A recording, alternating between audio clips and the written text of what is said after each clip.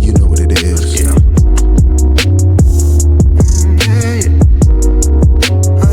Keep it low.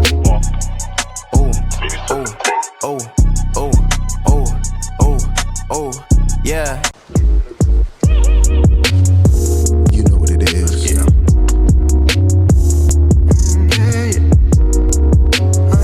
Keep it low.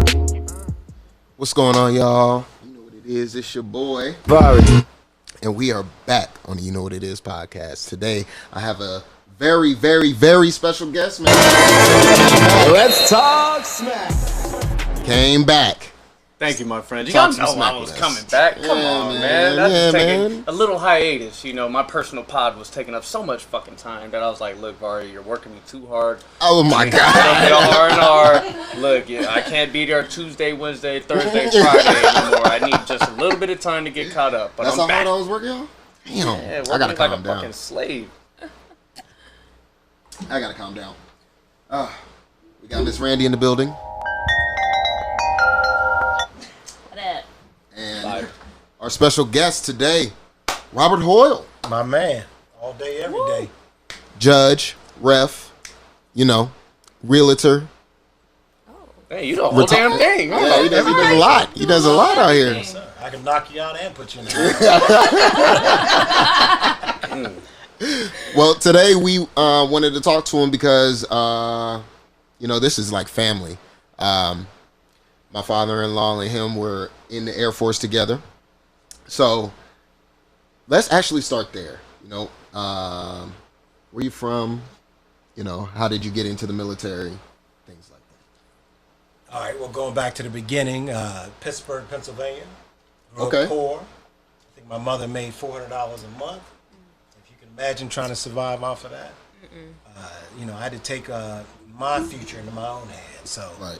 I said, you know, I'm going to try the Air Force out.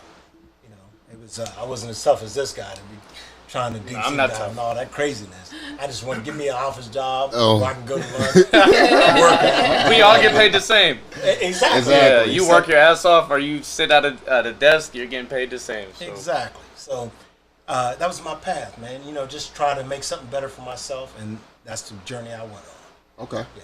How long were you in the Air Force for?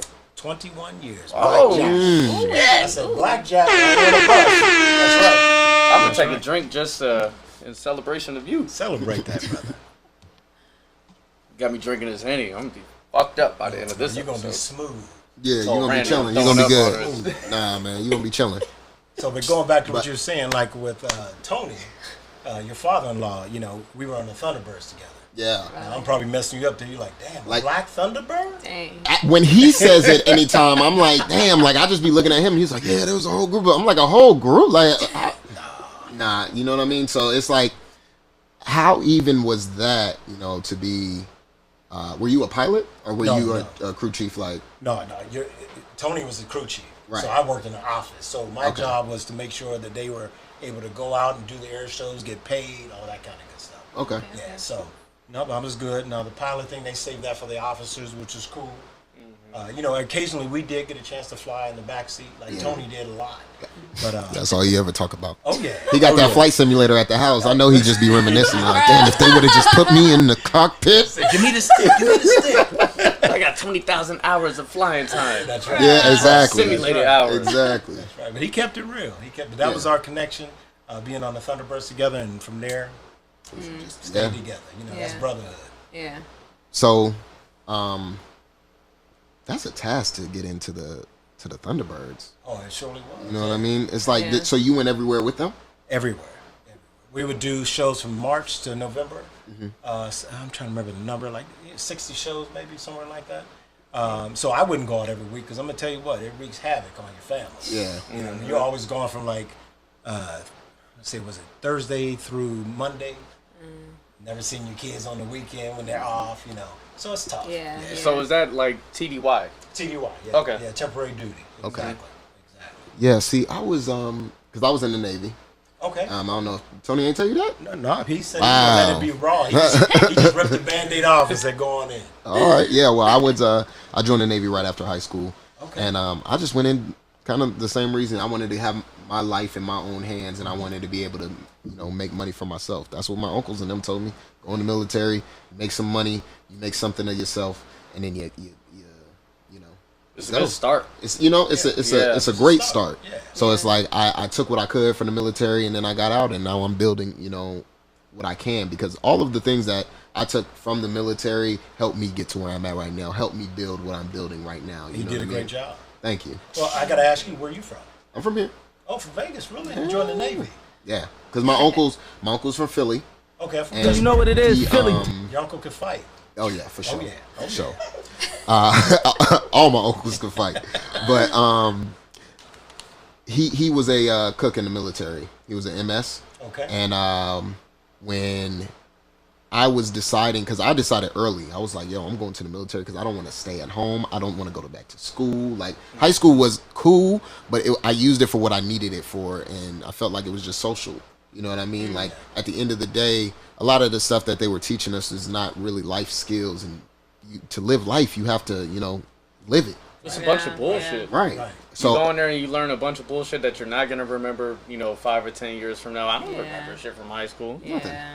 So it's like I versatile. wanted to go into the military, travel, do some things, see some things, and I did. And now I'm here. I'm with you, but my high school journey was a little bit different. Maybe a little bit like Tony's a little bit. I won't say too much. But you Oh, you was in there with Jay-Z swinging? you walk. That'd be the main story. That'd be the main story. You about to fuck up his Air Force benefits. Oh, no. Hey, that's locked in until I check out. Hey, for real, for real. But no, I keep it real. You come across a little shorty that looks good like this, and next thing you know, you're like, she's giving me motivation to make myself a little bit better. Facts. So now I'm gonna go join the military and say, come on, sweetie, with me, and you're gonna go out here and do this thing together. Yeah.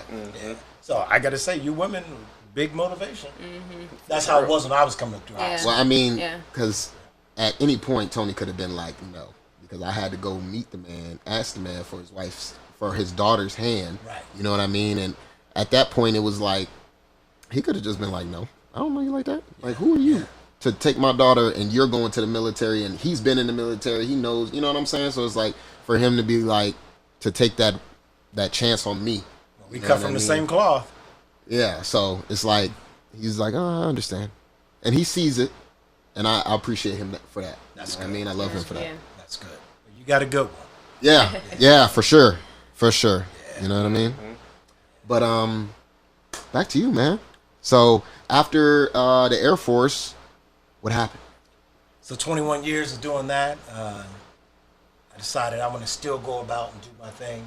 So my life is complicated. So when I retired from the military, my degree was in business. So believe it or not, I used to run the Coach handbag stores in the malls. Okay. Yeah. Yeah. Oh yeah, yeah. So it was a fun little See, gig. I see the bag you got on now. I'm like, oh, that man got little things to him. I Yeah. need one of those. Where do I put my order in that? Come on, I got you That's signed up already. hard. So, that was a good little deal. It's my degree's in business. So Yeah. I decided to go into business. But let me tell you, when you go back into retail, they want you to work every day. Yeah. Yeah. And so I was also doing boxing at the same time. Now, let me back up. So, I've been working in the boxing field since '92.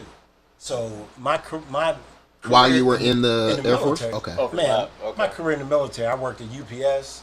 I retired from UPS. I worked in boxing. What? Yeah, exactly. I worked You at were UPS. Tired. You were reserved. Retired from No, I was UPS. active, bro. How you gonna retire from a whole nother job? Where you guys been? Where you guys been? See, Obviously, I'm that's why I not joined working the Air hard Force. enough. Well, I'm not working hard Right. enough. Because he said he retired from a whole A job. whole job. While doing a job. Wow. While doing Bruh. another job. But Okay. we know the Air Force. They don't really. Yeah, be yeah, working yeah. over So they there, give it, man. yeah. Hey, man, I get off of work at 4:30, start at UPS Look at at that. 5. Look at that. I take Never that stops. back. He's just a Just badass keep going. motherfucker. Yeah, That's- never stops. Never stops. And then when I got my time in, I cut it. And then, but also, like I said, with that, I was doing boxing at the same time. So back then, my first gig was a fighter escort for Mike Tyson, back when he won his first championship. Yes. So that was mind blowing. I'm telling you, for you guys that have never seen him fight live, you missed out. Yeah. Because no one's going to generate that same kind of energy. Nobody. I just don't see. Nobody has that veracity. Yeah. You know, Not just that, Mike was fearlessness. different, bro. His head was different, and on top of that, he was hypnotized by Cus. So it's like Mike Tyson was bred from a young age to be an animal and just open up a can of whoop ass every single time he got in the ring. So it's just, I'm jelly. I'm not gonna lie. No, it's hot, bro. It's hot. So, like I said, doing all those different jobs while I was in the military, which most people, even guys I work with in the military, didn't realize you could do all this stuff and going to college. You know, so I mean, I'm going to college. I'm working part time. I'm doing these things just to figure out where I want to lead up to. And so, anyway, I go about that path. I retire from the military, do my little job in retail management. Find out, that's not really working out for me because boxing takes you around the world. And let me tell you, I get a phone call like next week saying, hey, can you go to Russia? And it's that quick. You got to be ready to go. And, if you're working in retail management, they're not letting you go. Yo, I got to go to Russia for this boxing match. You got to go where? Get back on that floor. Exactly. Or just keep moving out the door. You keep going. Yeah, you don't got to come back. That's right. So it was cool. So I got out of that, and then eventually I got into, believe it or not, critical infrastructure protection. Credit? No, critical infrastructure protection. So what this is, as a result of what happened during 9/11, Oh, okay. The government had to get smart about how to secure the nation's assets. Right. And so they went out state by state. We put teams together, and we would go out and catalog all the critical infrastructure in the state. So I was a program manager for doing that for Metro. And because it brought in a whole bunch of money. The camera system you see on the strip, sorry. Sorry. I know if you're down there having a good time. Yeah. Well, I'm not because of the cameras. The camera. I did the assessment going up and down the strip of making sure that people, when they come to town, they can be safe. If something goes down, we can track that crime all the way through town. We can see it. Yeah. So I did that for a minute. I ended up getting poached out of that job to go into Homeland Security, which is a cool job, but now I just focus on chemicals. But again, like I said, all during the time doing boxing. Yeah. So my boxing career goes all the way back to 92. So you were actively, did you have any active matches? You say active match? Did like, I fight were personally? you, fighting, yes. Oh, yeah, when I was younger. So my goal when I first came in the military was I wanted to box for the Air Force. Okay, so unlike the Army and the Marines, they will build. If you want to do that and you got some skills, they will help you build that. So I remember my first day on the job. I tell my boss, I'm like, look, I'm going to go to the gym. He's like, okay. So I go to the gym. It's like 10:30 in the morning. I don't come back till the next day. So now you guys can imagine, like bosses are hot. What are you doing? Fuck have you been? You said you were going to the gym, bro. You're supposed to be back by 12:30. Exactly. So I come back in the next day. He's hot, and he's like, "Hey, Airman Hoyle, where you been?" I mean, he's got me all the attention, all hemmed up. And I'm like, I went to the gym to go work out. Like I'm gonna go today. I'm gonna go try to get some sparring in. He goes, "Come here, let me talk to you. You got a job. you got a job. I don't know about this boxing thing." I said, "Let me tell you something." I told him, Mike Tyson right now is out sparring. He's out running early in the morning. I said, if I'm going to be fighting guys, I got to be training like they do. I can't be working 8 hours a day and then train for 2 hours. I said, it ain't going to work. And he was like, well, you know what? Boxing ain't going to work. So you're going to have to make a choice. And so I had to make a choice. I had to let it go. Up until that point, how many fights did you have? Amateur? As an amateur, yeah. Okay, how many amateur matches did you have? About 50. Oh, So you were still getting it in. Well, we're growing up in the ghetto. I mean, that's what we did to survive. Because everybody's like, hey, your mama got a red head. And then now you got to pop in the chin. When did you start boxing?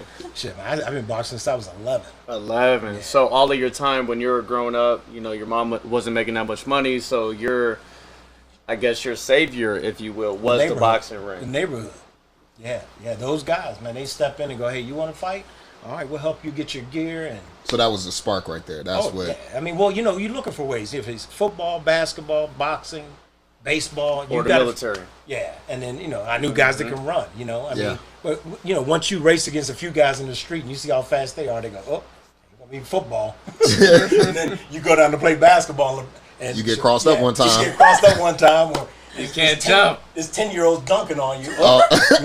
Let me lock them. Let me sign that off. We can fit you in somewhere, Yeah. man. Just keep on trying. Let's go try tennis. Yeah. Next thing you know, you're trying to catch a pop fly, and it's like, oh, it's not gonna be baseball.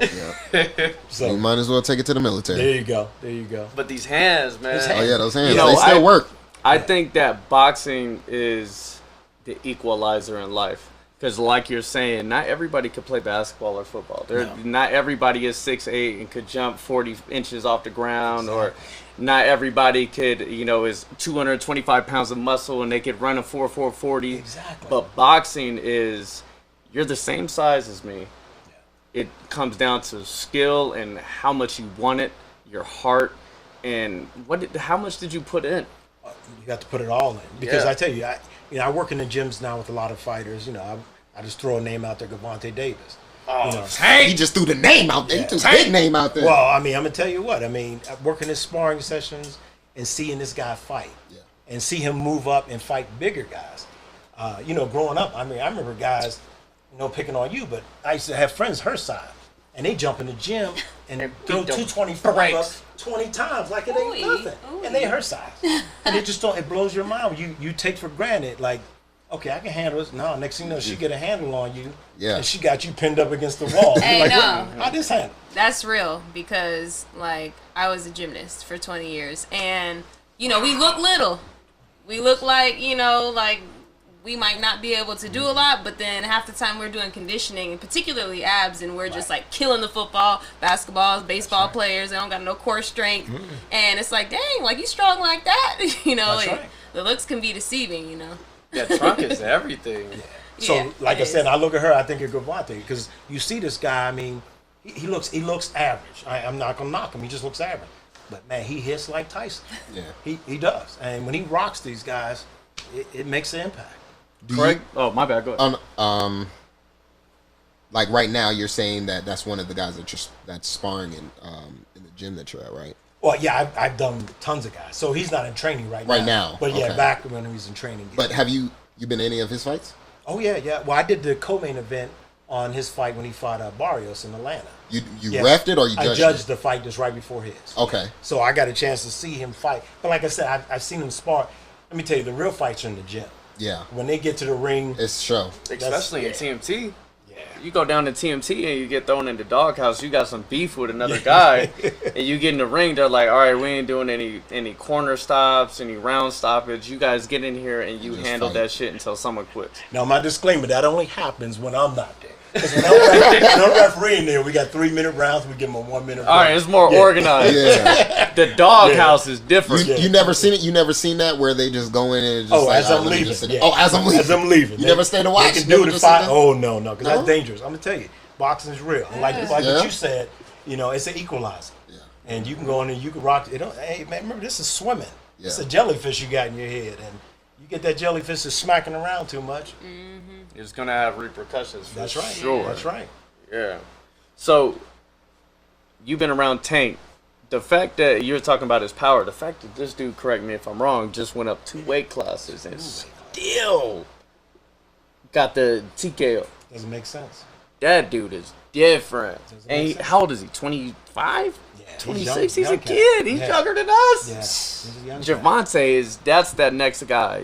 That's why he went down to TMT, because Floyd is buttering this guy up to not only be the face of boxing, be up there with the Canelos and the Tyson Furies right now, but also be that next cash cow. Right. Not too many people could be the cash cow because there's a certain type of He has to stay out there. chemistry that you have. I mean, not chemistry, but charisma that you have to have in order to sell those tickets. That's right. Everybody hated Floyd or you love Floyd, but either way, you were watching him to either get the win or get his ass whooped. That's right. And that's how this dude was making hundreds of millions of dollars boxing.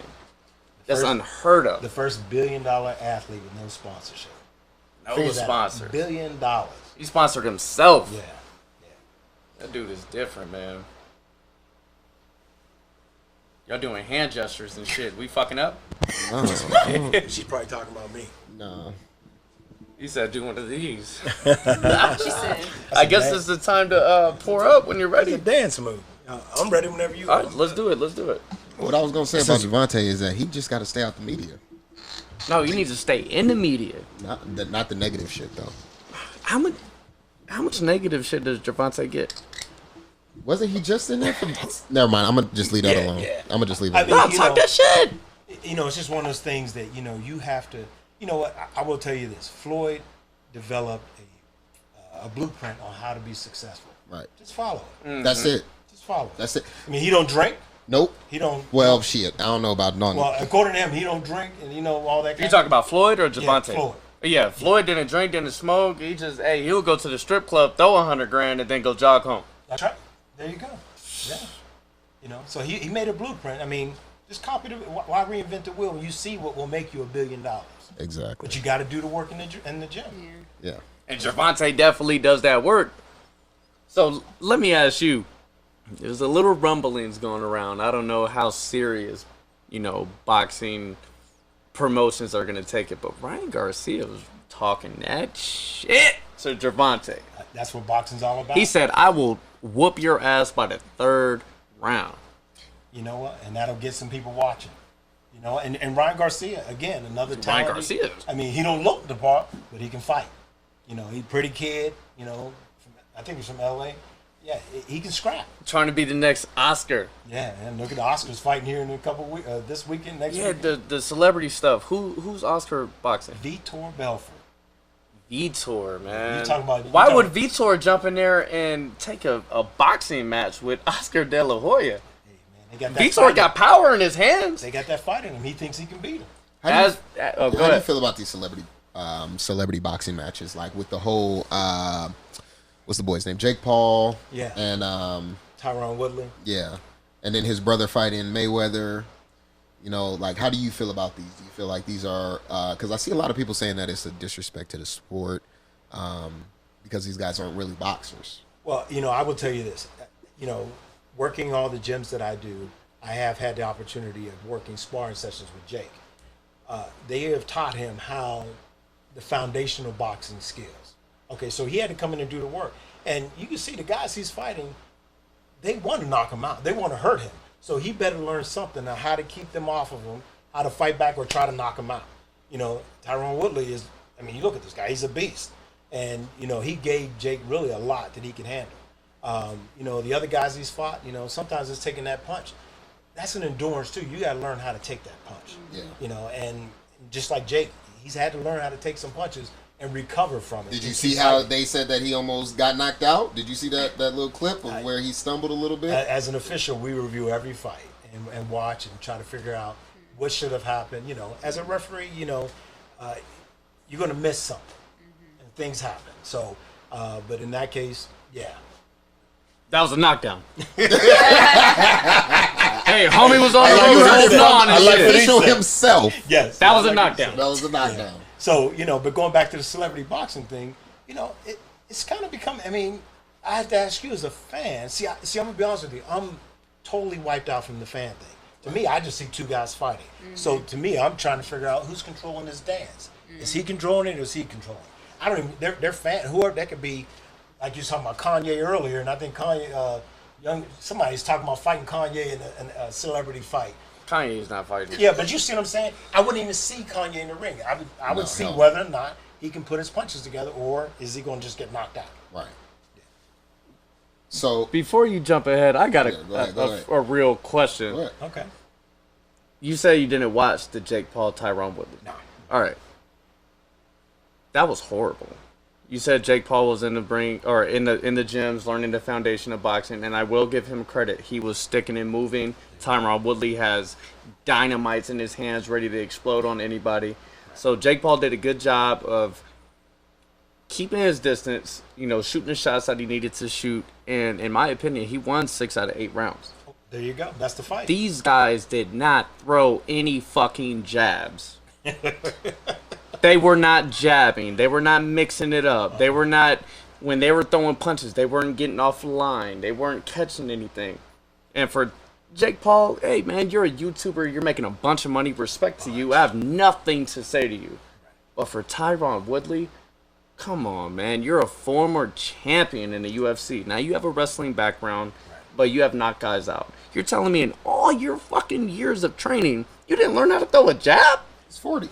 Well, you know, That's a long time to learn to throw a fucking jab. I know, but I'm just saying he probably, you know what I mean? Like he was No, like, all right, boxing is all about jabbing. You're sitting there thinking, you're like, all right, I'm gonna come in, I'm gonna throw. Excuse me, I'm gonna throw a 1, 2, 3, and then I'm gonna get offline. All right, you're thinking that. I'm gonna shoot a fucking jab at you and may interrupt your thought process. right. You know, I'm gonna double up the jab. I'm gonna close the gap. You got to reach on me. I'm gonna shoot the jab. I'm gonna do a step jab, and I'm gonna throw a second to close the gap. Now your reach advantage is now dissipated, right? I'm opening up like a son of a bitch, and then I'm rolling out of there and getting the fuck out. There you go. There was no type of any of that in that fight. I will never watch a Jake Paul fight. Never say never. Yeah, never say never. Not live. I'm saying I'm not gonna be it's Saturday night. Jake Paul is fighting fucking Lamar Odom, and it's going down. Well, listen, you'll watch it on your phone. Somebody will send you a link, and you'll just be like, Trash. I'll catch the highlights because that's all you get in them fights. I think they did a 3-minute round, right? Yeah, at least 3-minute round. And they were just 3-minute round. Tyron Woodley maybe was throwing 6 or 7 punches per round. Let me tell you, you have fighters at that level, just starting out. You know, to learn how to throw that jab and be effective, it takes years. People think you're gonna just walk up, pop, pop, pop, like like Mike Tyson would set guys up, or whoever. I mean, Floyd, anybody that has a really good jab. Larry Holmes was the king of the jab. So you have to learn how to incorporate that into your fight. These guys, when they get in the ring, they're turning the thing up to kill mode. So he's trying to think, how do I want to get that one punch. That one knockout punch, and it don't work like that. It's a setup, just like going back to gym. Now, you have to set the tumble up. You got. It's not like you just going. I mean, you probably strong enough to just sit there and just maybe do a double front flip or something like that. But you got to set that up, and that's that next level, and you got to train to get there. And like you said, I mean, with these guys in celebrity boxing. Shoot, man, they might be fighting Joe Biden next. Who knows? Right. You gonna tell me you won't pay for that? I'll watch that shit. This motherfucker that took my brother and sisters out of Afghan, man, I'm gonna see him whoop some ass and get his ass whooped. That's $100 million fight. See, I don't understand the I forgot what I was about to say. The celebrity boxing thing. Joe Biden, No, it was something about the celebrity boxing thing, but damn, I forgot. That's okay. It was so good too. The thing that kills me about celebrity boxing is the negative repercussions that it's gonna have, because it definitely has the popularity. In my opinion, boxing is on a decline in terms of popularity. The 70s, 80s, 90s, shit like that. It's not like that these days, right? No. You have MMA, UFC more particular exploding, and they're kind of taking, boxing is still on this higher pedestal, but UFC is coming, MMA is coming, right? But with these celebrity boxing matches and the popularity that is coming from it, it's teaching bad boxing habits for these kids coming up. In my opinion, I feel like it's killing the sport because they're just teaching bad boxing. Okay, so I see where you're going with this, but let me paint the picture for you of this space. Okay, so you have boxing here, and you have the World Wrestling Federation over here. Okay, and in the middle there was this group that either watch boxing or they more favored the wrestling, the choreographed wrestling. Then all of a sudden, UFC comes on. Oh, it's the best of both worlds right now. It's the best of both worlds. So now you got a group that loves the, just the craziness, the bloodiness, the elbows, and all this stuff. Because you remember when they first started, they could punch you in the groin. I mean, bite you. Gouge your eyes. They could do whatever they wanted. I go all the way back to UFC 1.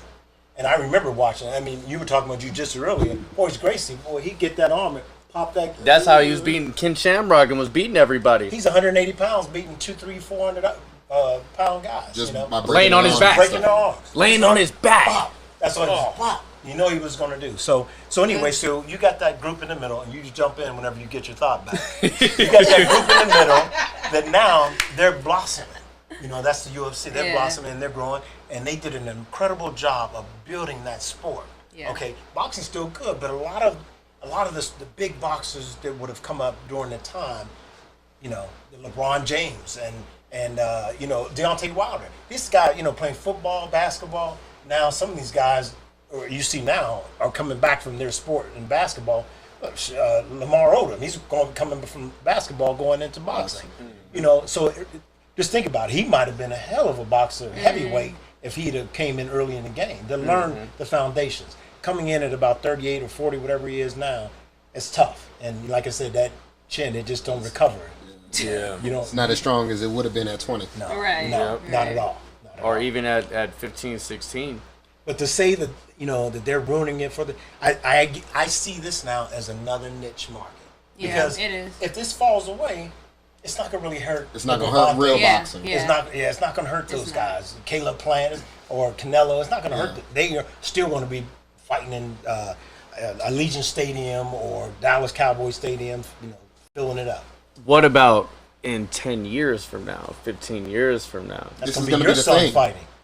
Exactly. This is going to be the thing. This is going to be our kids Yeah. who have, Yeah. you know, some type of clout or whatever. Yeah. Oh, who's the next celebrity? Let's go ahead and throw them in the ring with Because us. I don't think that shit is ever going away. I think What, it's this right personally here? This the is never celebrity. stopping. Yeah, I personally think it's Because dope. people want to listen. Celebrities want to fight. You see Blueface and Tekashi. really doing that trying shit, Yeah, though. but Blueface really is fighting. Yeah, but at he's the same in the time, bare he's fighting. knuckle He's shit. fighting nobodies though. Or he's fighting just YouTubers. Like fight somebody who actually wants to Wait, fight. hold That on, kid hold that on. he fought did not look like he wanted to fight. Correct me if I'm wrong.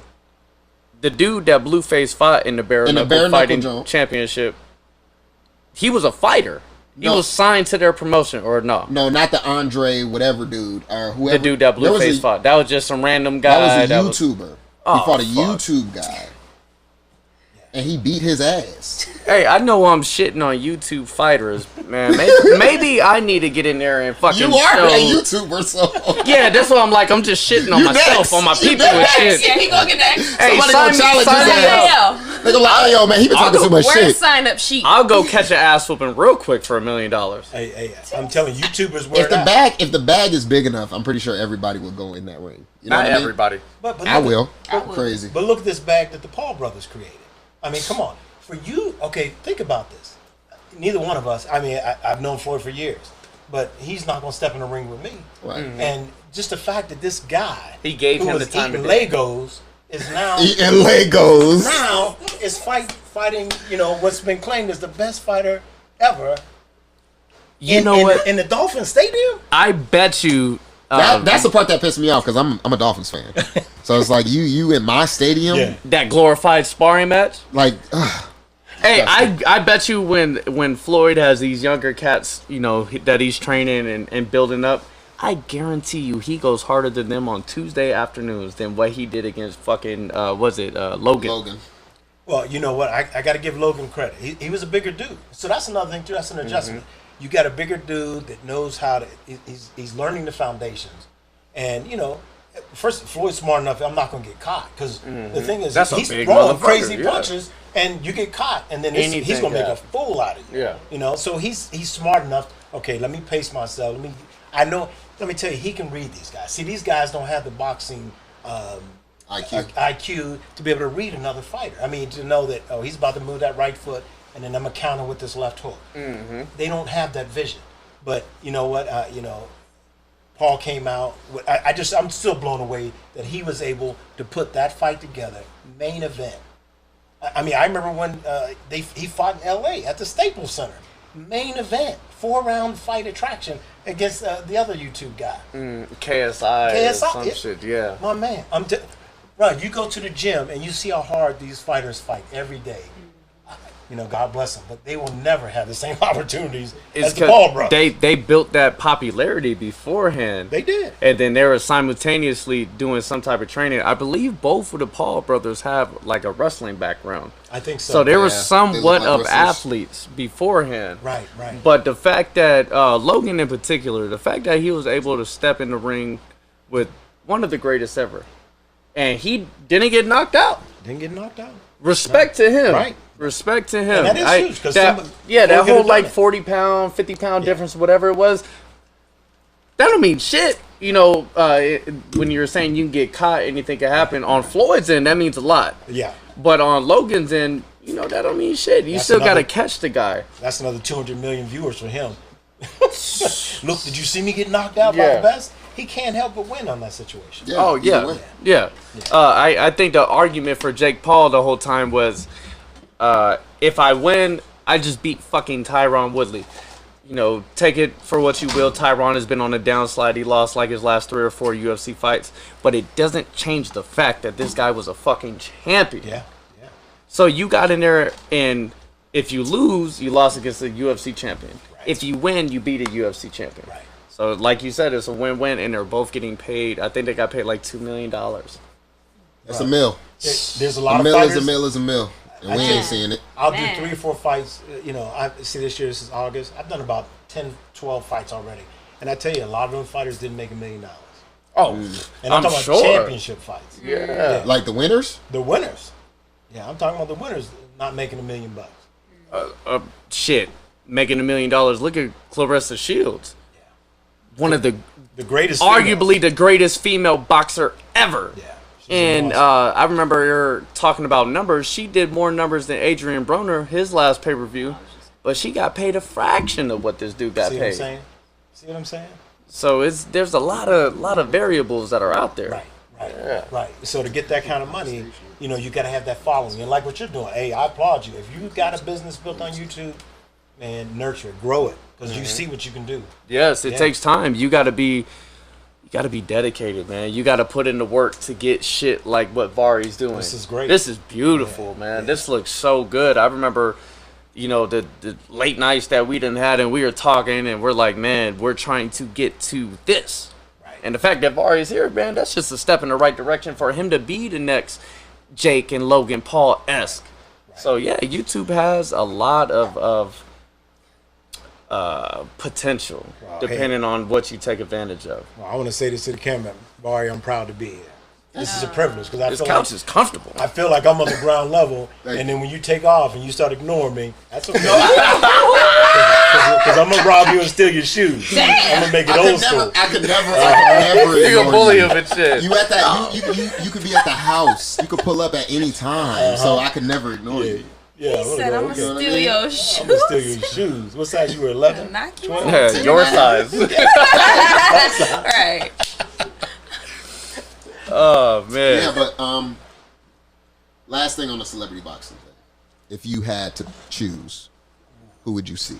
Who would you want to see in the ring? Who do you think got hands? You ready? I don't think Y'all you're ready for this? I'm ready. Ready for this? Donald Trump and Obama.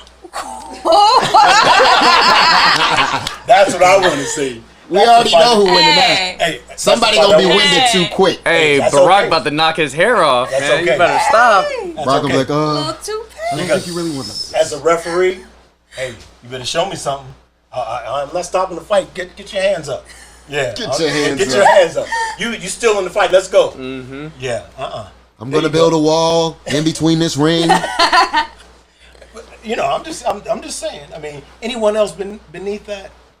I don't know. Who do you think? I mean, I want to see 50 Cent in there, man. 50 Cent. So 50 Cent is a Golden Gloves boxer, and out of New York. The game is a boxer too. The game can fight. Yeah. No, he can't. Okay. Hey, look But at I want to see them fight. Look I at wanna see them. hell Why yeah. not? Yeah, Hey, look at the game's video of him when he punched that dude on the basketball court.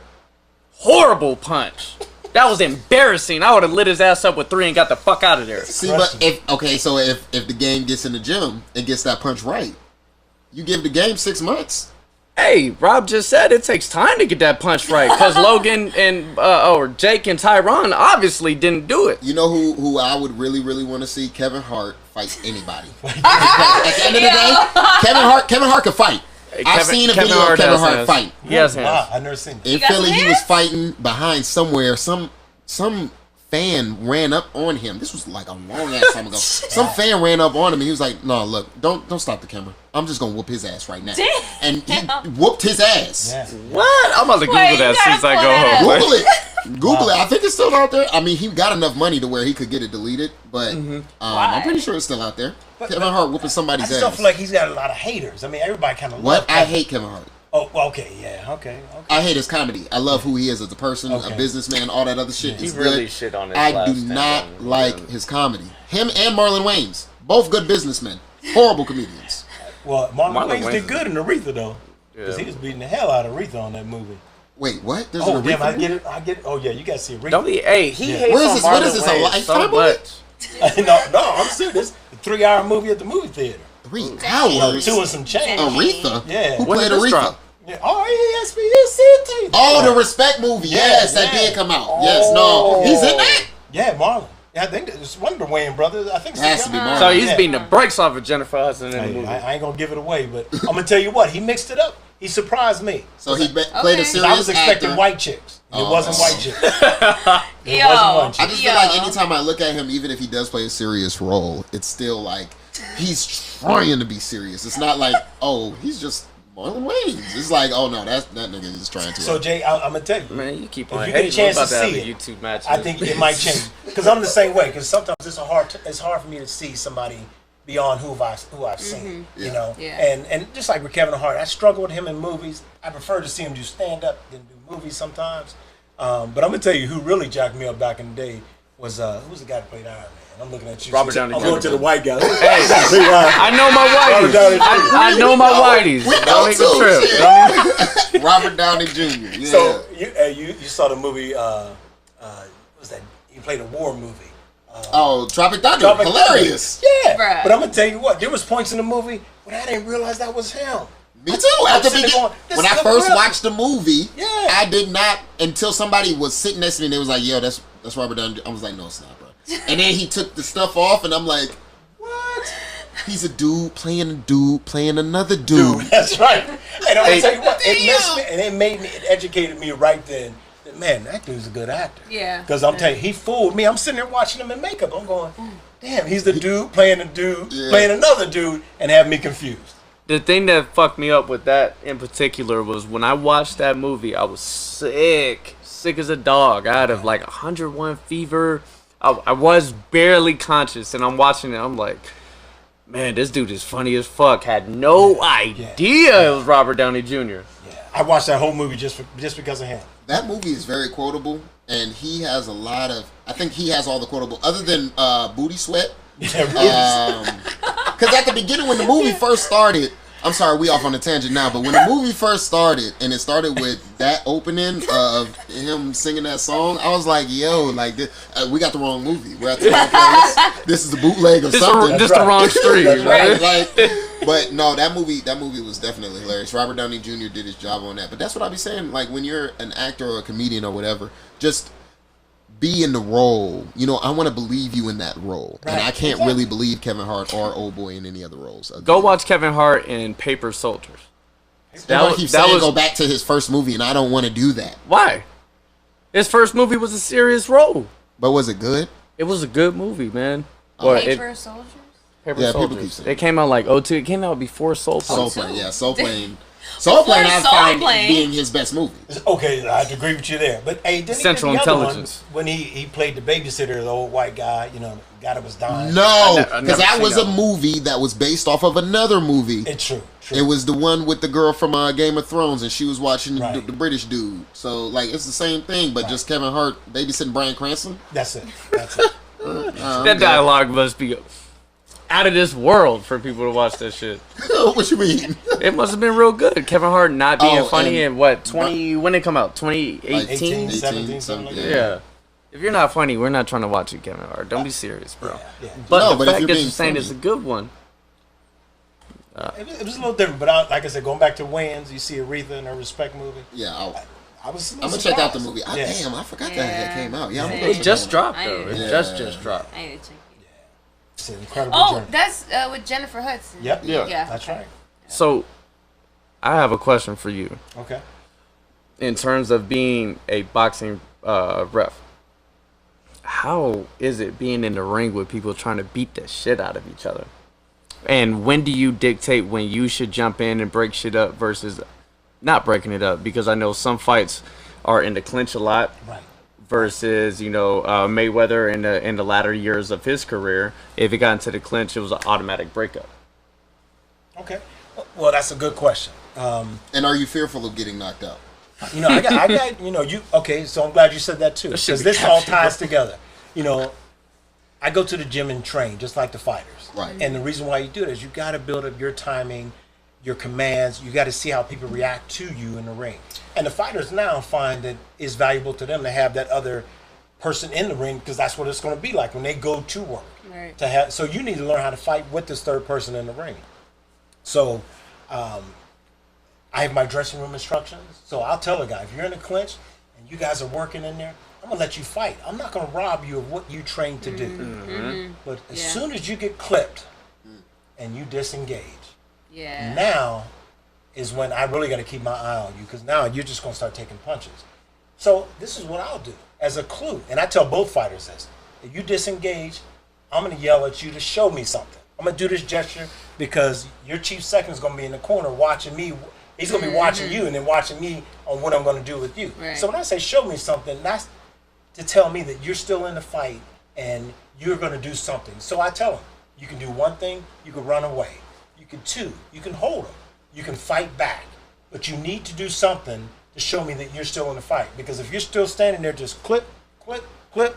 Oh, you done. Yeah. Oh, I even go this far. I point to their chief second, say he's going to stop the fight. Because Oh, you tell him to stop. It's his job, because he knows. I tell him, this guy knows you better than me. And so if he feels like you've had enough, I expect him up on the apron saying it's over. Yeah. But if he doesn't do his job, then That's I'm when going to you do mine. step in. Because my job is to Okay. keep you safe. Right. I can't set you, because these guys, if these fighters, they will die in the ring. I've seen four of them do it. Look, I done put 3 up. I've seen 4 of them do it. No, not laughing at it, but I'm just saying, to see that happen, a brain bleed, man, you don't know when it's going to occur, and it could be off of one good punch, and they still keep going. And, God bless their souls, all the fighters that we lost in the past few years, the brain is a serious thing. And once they get that injury, it's over. Now I'll go back to your question. You asked me... I'm scared to get knocked out. Oh, okay. So again, going back in the gym, I'm training your commands. When you say stop, I expect you to stop what you're doing, protect yourself, and give me a good, clean break. Well, and these guys, think about it. These guys are programmed, I'm here to kill you. Yeah. How do you get somebody to stop from killing this guy when that's all he's thinking about? So my job is to then also train these guys on the commands. When I say stop, boom, you stop, protect yourself. Don't throw any more punches, because now I'm in there to make sure that you guys stop whatever. It might have been some illegal activity. It might have been a low blow, a hit behind the head, rabbit punches. That's serious. You can't do any of that. So that's a part of it. Just training them on the commands, because a lot of referees, they want to yell stop, and they're in there, and that fist is right there. And trust me, these fighters ain't. Hey, if it's a head, they're gonna hit it. Mm-hmm. That's true. Yeah. So you've been hit before? Oh yeah, because I was yelling my commands at the wrong point. I need to stop the action, then get in there and break what I'm trying to do. But if you're trying to get in there and stop, Yeah. you're gonna get eaten up. Yeah. And I'm telling you, I don't care if it's a lightweight, heavyweight, them boys can punch. Dude, for real. If that's what you're doing all day, hell yeah, you can Yeah. punch. How long or how many matches did it take for you to feel like you were competent as a ref? I'm still learning every day. I've been judging since as a pro since 2000. Okay, so I've been refereeing since 2011. Since 2010. So I just went over my 100th bout as a referee. Now I've done world championship. Oh, fights. so that's 764 is for That's how all my many judging. judges? Yeah, judging bouts that I've done. My man has done 764 matches. So you're talking about, so I don't even know that number, but I'm telling you, I've been in the Air Force with her dad, and I've been, around the world somewhat, but boxing has taken me to 6 out of the 7 continents. I've done fights. The only place I haven't been to do a fight is Antarctica. Yeah, everywhere else, Africa, Australia, Tasmania, New Zealand, all over, Europe, China, they all, man, you'd be surprised where they can they can put a boxing ring in here and just go at it.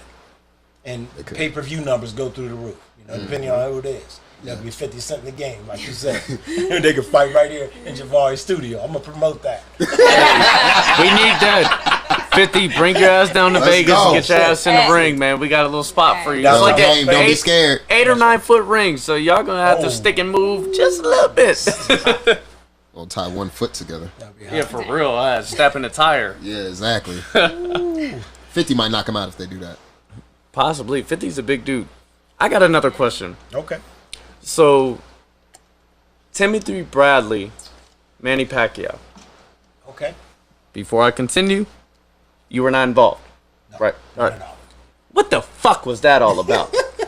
Hey, Manny Pacquiao hands down won that fight when the fight that they had that Timothy Bradley got the W. Okay.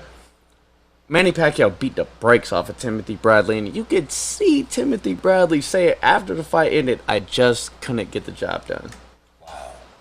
And I could see where the argument comes from. For the first 2 minutes of each round, Manny Pacquiao wasn't very active.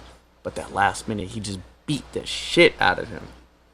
As a ref, how do you kind of dictate who wins the round, you know, based on activity, strikes thrown, strikes absorbed, all of that shit?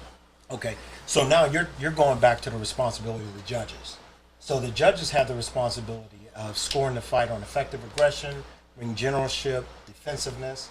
So, I mean, Manny Pacquiao, he's coming forward kind of fighter. You're not going to find him on his heels. Yeah, I know. So when it comes to aggression, is he being effectively aggressive? I don't recall the fight specifically, I mean, to remember the detail, but I know Tim is really good defensively. So depending on what one of the three judges, what they were focusing on. Yeah. But then again, that also comes down to training and conditioning like the fighters. You gotta get in a rhythm and get a good core philosophy of how you're scoring fights. And to where that, you know, if you and I have been judging fights for 20 years, you and I should have a place to where we're seeing fights the same way. You know, if you start favoring a boxer over a puncher, we need to get it back to where there's a little bit of a balance, because at the end of the day, you as the fan, you should almost agree with us. When we say that this guy won, it should be because of that scoring criteria to bring that consensus to where we're all scoring it the same way. And I think right now, the issue is building that consensus amongst the judges' core to get them to start seeing fighters. And they do, they train hard, but to get that, I just say that it's something that we need to take more seriously. And to really get the judges to really get that chance to come together, spend that time to build that consensus. And until we do that, we can't get there. Yeah. How hard is that, though? How hard is it to get judge 1, 2, 3, whatever it may be, to be thinking on the same page? Well, training. It's just like the fighters train. It's just like you got learning to throw that jab. You got to get them to understand throwing that jab. And until they get it, you can't just walk up. You get the assignment on Monday and go, okay, I'm going to work Saturday, and not do any work. You got to be in something, watching videos, having conversations with, just like what we're doing now, having conversations about what you see to be able to effectively score that fight. That's what it comes down to. That fight between Tim Bradley and Pacquiao, that was a horrible one. But, you know, and unless you have the judges to sit there and walk you through what they saw every round, you'll never understand. Have you ever been on the bad side of a match? You know, I've had fights where the fans may have disagreed with me, or maybe my score was maybe. And see, that's the other thing too. You know, they want to say, "Well, how did you score that fight? 118, 110." Well, you got to remember, every round is a fight. So you know, if you come in there and you start beating up a man, and you're getting majority of the rounds, it's going to build your score total up a lot higher than the other guy. See, a lot of guys it's really safe for them now to say, "Oh, this was a close fight." You know, "Oh, I thought this was a 115, 113." A 115, 113 is a 7-5 fight. That's saying if the other guy would have lost one round, now you're saying it's a draw. Now, in essence, is it really a draw? Did that guy win 7 or 8 of those rounds to solidify his win? It's not fair to give somebody a draw if the other guy really won. Right. You know? So, out of all of your fights, out of all of the ones that you've seen, ref, judged, which one do you feel like was your favorite? My favorite. That you can keep going back to and being like, damn, like, I was there, we saw this happened, it was just You talking about as a ref or a judge? Like, either or. Okay. Well, you know, I'm going to start off as a judge. I mean, I have a few fights that, I could say, like, when I did Mayweather-Mosley, to see Mayweather get hurt in the second round. Yeah. I saw Shane Mosley's buckled him. To see that, and I tell every young fighter, watch that fight. What did Floyd do? He came back in the third round. Rounds 3 through 12, I don't know if Shane Mosley landed more than 2 or 3 punches per round. It was absolutely beautiful. As a young fighter, you got to figure out how he did that. You know, Adjustments, man. It was amazing. Just like when I did Floyd when he fought from Puerto Rico. What's my man's name? Miguel Cotto. Miguel Cotto. Cotto's a strong dude. Wait, you were reffing or I was judging? a judge. Yeah, I judged that fight. You seen some badass shit. But okay, well, just speaking of that, I mean, I did Pacquiao Marquez 3. Now there's a fight. Now I had that fight that scored a Wait, draw. was that Pacquiao Quill? That was the third one, right? When Marquez slept him? No, that was the fourth one. That was the fourth. one. Okay. Yeah. How many times they fight? Four Four. times. Yeah. Four. Yeah. So I had the third one, and I had to score the draw, and the other guys went the other way, and it was one of those fights where Marquez was clearly in control of the fight, and then when he took his foot off the gas, and to me that's what brought it back even on my scorecard. Right. But again, every round is scored independently. It's not the whole fight. It's because once you're done with that first round, it's done. You're in the next. It's like you just walk into a room, you're fighting somebody brand new. Yeah. As a ref, do you have like a long scorecard where it has rounds 1 through 12 and you just mark, or do you have one round, 12 cards? So you got a stack of cards for each round, one for each round, and after okay. every round, you turn that scorecard in. Oh, okay. Yeah, and it's like signing a check. And so I tell officials all the time, when you sign that, when you do that scorecard, that's a legal document now. That's like a Yeah. contract. You got to back that up. Yeah. And so, I tell guys, I said, you can't take that lightly. I'm actually going to do a training tomorrow in Ventura. It's called Soul Arbiter. And this is solely for referees. But just to make them understand of the commitment it takes to do what we do. Because I'm telling you, to see somebody expire in front of your eyes, as in the military, it's a whole different look. You can't train somebody to deal with that. Yeah, man. I Well, went out on a sour note, huh? no. 3, 2, 1. No, I was actually gonna say something about just from my gymnastics perspective with judges, Yes. right? Or just honestly any sport where you have a ref or a judge or somebody coaching the outside. There definitely across the board needs to be more training. Because just coming from an athlete's perspective, it's like everything about that sport. You know how your body movements. Yourself, right? But sometimes when you don't have that direct experience, it becomes hard for you to really judge it from a true perspective of what that sport is. So you're saying the judges need to Get have clipped. played? Yes, and I just feel like sometimes in some sports, it's not too easy to become a judge or a critic or whatever it is, but yeah, it's kind of too easy, and sometimes then it becomes about opinion and not facts. Right. Look at Skip Bayless. Ain't played a damn down of football, but talked the most shit. Stephen Now- A. Smith. Are you kidding me? Ain't dribbled the ball down the court. Man. Now, it's not to discredit people because a spectator, they do have a perspective about the game, right? They can see it, full scope. Whereas when you're in it, you have, that close perspective. You're in the midst of it. But at the same time, you do need to take it upon yourself to learn a little bit deeper. Yes, do you a do. little bit more research. Like you're saying, watch the tapes. Look for stuff. Have somebody training or coaching you who's actually been in that position to give you that raw advice and whatnot. So I couldn't agree more, and that's what I'm saying. Going to the gym. I mean, I watched the Olympics, and I'm sitting there wondering how do you give this young lady a 9.9 here and a 9.7 here? Yeah, And she was flawless. I don't know how they do it, but like you said, for us, it's going to the gym, it's watching the videos, it's having conversations. And even talking to the guys that came before you, I remember when I first, like you said, having some skin in the game. A lot of the guys, when I first started judging, man, I tell you, I think I was the only one on welfare. Everybody was a millionaire. And none of these guys, you put a fist up to them, they go tap their lawyer, take care of this. It wasn't like, oh, okay, no, handle this. Yeah, That's Christmas morning to me. That's Shit, right. What? That's right. What? Yeah. Let's put the gloves on. Yeah. Caveat to what you said, a big problem with MMA is that they're having all these boxing judges that have credentials when it comes to boxing coming over and judging MMA fights, but it's a completely different sport. Okay, so my argument with you there is, like I said, I go back to UFC 1, and I understand jiu-jitsu, karate, judo, wrestling.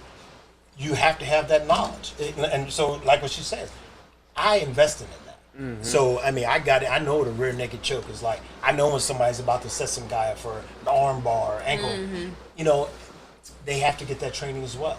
You know, so to think this, I'll put it to you like this: to think that somebody can't go from boxing to MMA isn't necessarily fair to them, because if they do put in the work, they can get it. But they got to put in the work. But they also have to. What am I trying to go with this? Be kind of open-minded a bit. Yeah, you got to be open-minded. But the thing is, you know what damage looks like. And that's the thing. With both MMA and boxing is all about damage. Who's causing the most damage? And, you know, in MMA, it's about, you know, trying to knock that other guy out or setting him up for, like what you were saying, like jiu-jitsu earlier, you know, an arm bar, a rear naked choke or something like that, a guillotine.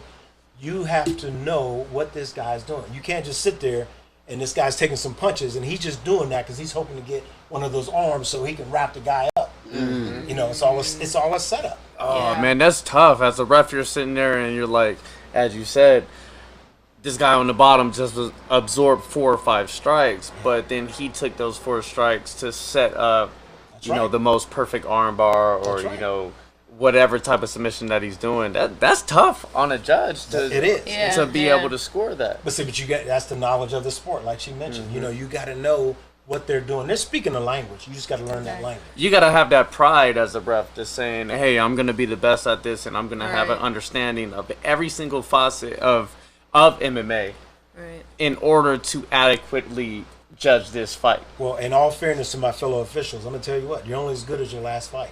And you blow Pacquiao Bradley fight, that could be your last night. Because we don't get a chance to come back like Pacquiao and Bradley did again. We don't get a chance to redo it. It's like, oh no, you messed up. You're done. Goodbye. Yeah. And then that throw out, that contract throw out, or the hate that you may receive, that's going to translate to across the world. Yeah. You know, Russia's not going to play you if you just fucked up one of the biggest fights in LA. I'm telling you, as an official, our name is real fragile. And it gets, with social media and everything now, you could be that close, man, that close. And if they don't like it, I'm telling you, we're independent contractors.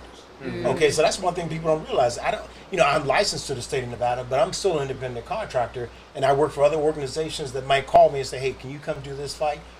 Well, you know, if that promoter or this promoter or fighter does not trust me on my abilities, they'll push back and say, no, I don't trust this guy. Don't use reputation is everything. And that's all you got. And as soon as you kill it, it's a wrap. You're done for good. There is no coming back. Yeah, I was going to say, how could you come back? But if you're saying there's no coming back, hey, man, don't fuck up. You want to know how you come back? You got to erase the internet.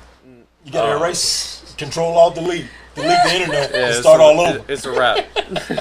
Yeah, but regardless if you're in that position to judge or to ref or, you know, whatever it is, you have to have depth and perspective. Correct. You know, I think with that research too, you can't just study one thing. You got to look at it all, because everyone's counting on you to have that depth. Exactly. Like they are seeing this whole scope of what's going on, you know, and they can accurately, you know, judge and assess, rather than, you know, they're picking and choosing like what they just naturally lean toward, you know, seeing. But and you're right. Going back, my history is I was a big fan of Mike Tyson. I loved the bouts. That's how I used to fight. I wanted to be brutal. I just wanted to destroy you. But then you come across like this might sound weird, but growing up, I mean, Muhammad Ali was like a hero to us.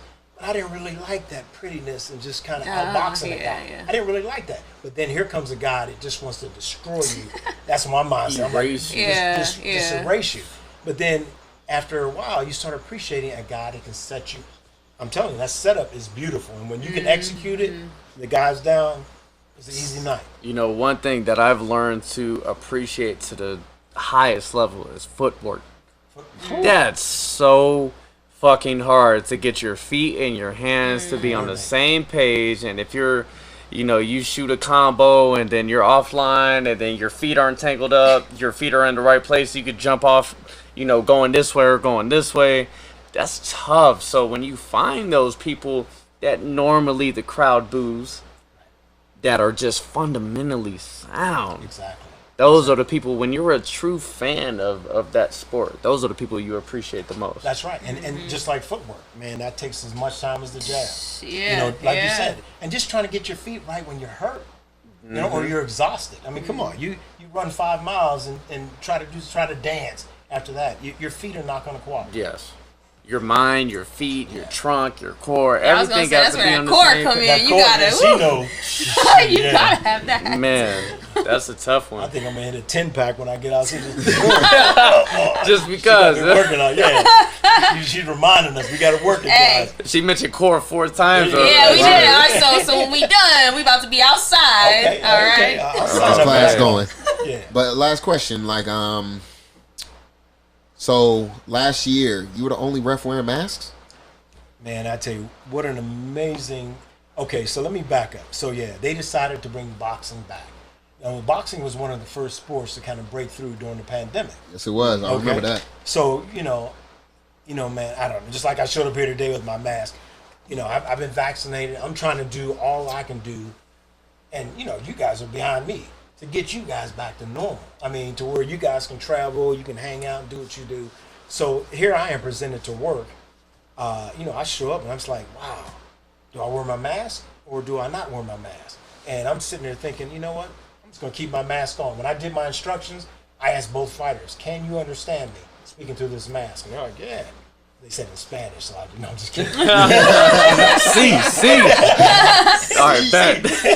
No. So they said they could understand me. I said, okay, well, I'm going to get in there. And like I said, I've been working out, so my lungs, I was good. You know, I was figuring out I can handle it.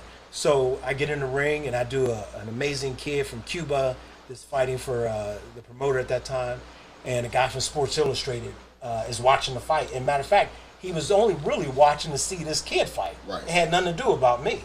But then he was sitting there going, man, I've been watching these fights all night. This is the only ref that's wearing a mask. Now, you know, nothing against my brothers, but you know, to just have your face seen, like I said, we're independent contractors. You know, it's a vanity kind of a thing. You want to be seen as well. You know, but now you got a mask on, all they can see is these pretty brown eyes. I hit her with the pretty blues all the time. Okay, I got I'll add that. So, you know, but that's okay, because remember, it's about the fighters. It's not about me. Right. And so I do the fight, and this guy reaches out to our director and says, hey, I want to talk to this guy. Man, I had no idea that this would lead me to the digital cover of Sports Illustrated. Just because, and my effort is, I'm trying to help the NFL come back, NBA, just to show Set the other that standard. officials, you can do this. You can do this and do the job, and then we can all start getting this back. It's not about politics. I mean, you know, I could care less. There's nothing I can do about what happens in Washington, D.C. You know, in the military. I remember telling the guy, he goes, oh, would you do this for Donald Trump?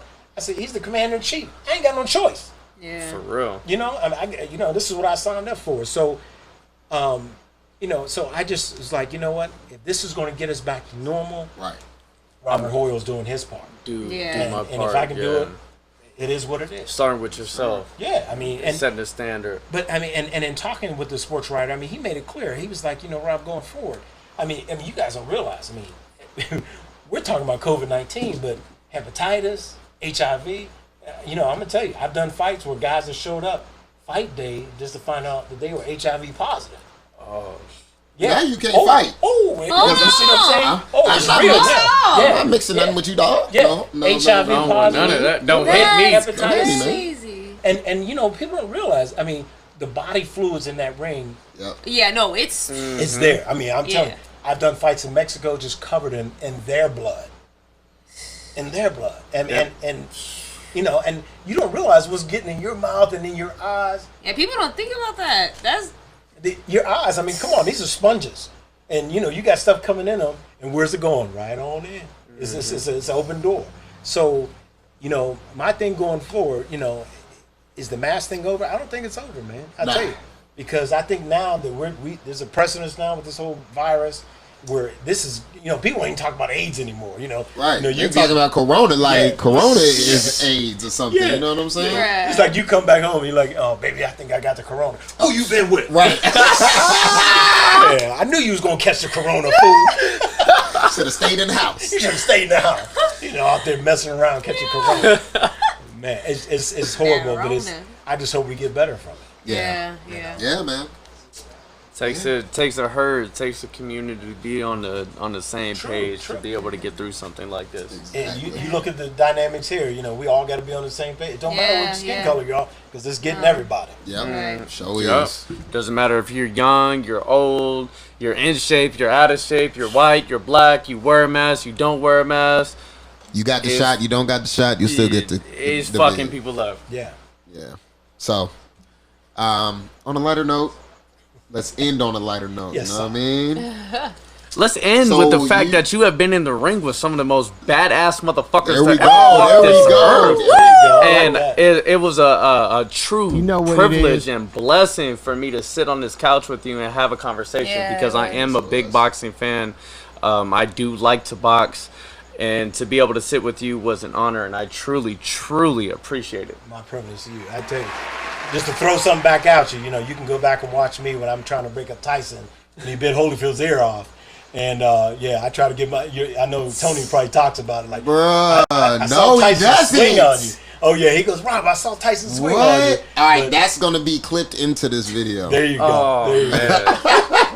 Yeah, let's end it on that note. You're in the ring when Tyson bit the ear of Evander. And spit that shit out. Oh, legend. We're sitting with legendary presence right now. Amazing. And to speak of, you know, it's almost Tupac's anniversary. I was with him his last night when I took him back to Tyson's dressing room. I'll never forget that. That was my guy. Damn. I'll never forget that. I'm telling you, for you guys, man, don't take life for granted. You see somebody today, I never thought that was going to be it for him. You knew the job was dangerous when you took it. Straight up. For sure. No, for everything, I keep taking it down. I got to keep it back up. No, we appreciate you coming out though. Your energy is very captivating. Yeah. You know, you got a lot of knowledge and a lot of wisdom that, you know, us young folks can take heed to and like take that on like in our lives. So we're very appreciative just to be like in your presence and have you share your, you know, your story with us and stuff. So y'all so nice. I love it. No, we appreciate you though. Yeah. Thank you. Thank you very much.